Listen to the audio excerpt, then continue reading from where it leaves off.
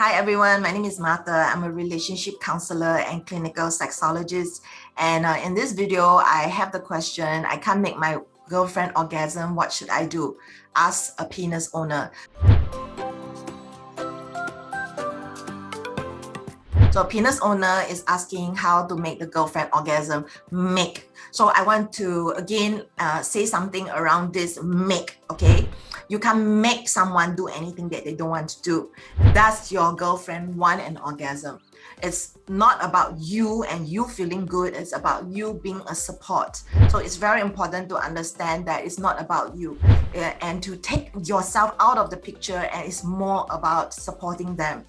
So what happens with an orgasm is a build-up of sexual tension and energy. So it's a build-up of what feels good. The energy builds up in the body, and then that it results in an explosion, a small one, mini one.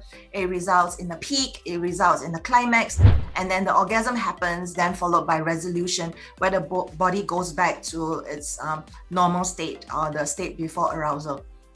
And so what happens is, even though I'm using these words, this is very, very similar for you, the penis owner who has had an orgasm. So if you remember how you learned how to have an orgasm, it's through trial and error.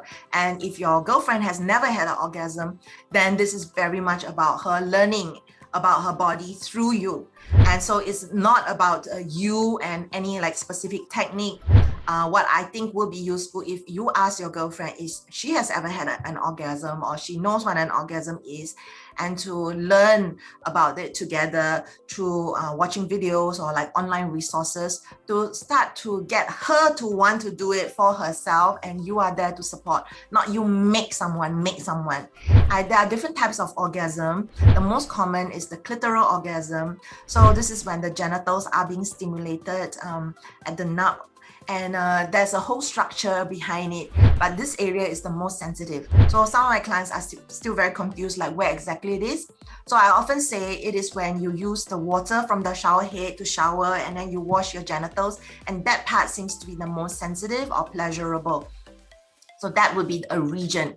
So one of the ways to support your girlfriend to have an orgasm is because it is external, it can be external, you can actually just stimulate her even over the underwear. Because for somebody who doesn't stimulate themselves at all, has never masturbated, has never had an orgasm, it's about learning to become comfortable enough to relax and enjoy the sensations, to allow the sensation to build up so as to achieve an orgasm.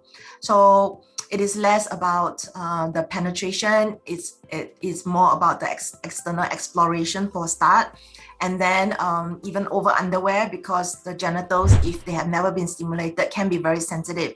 So doing it over the underwear, rubbing over the underwear on the clit or the vulva area can be useful.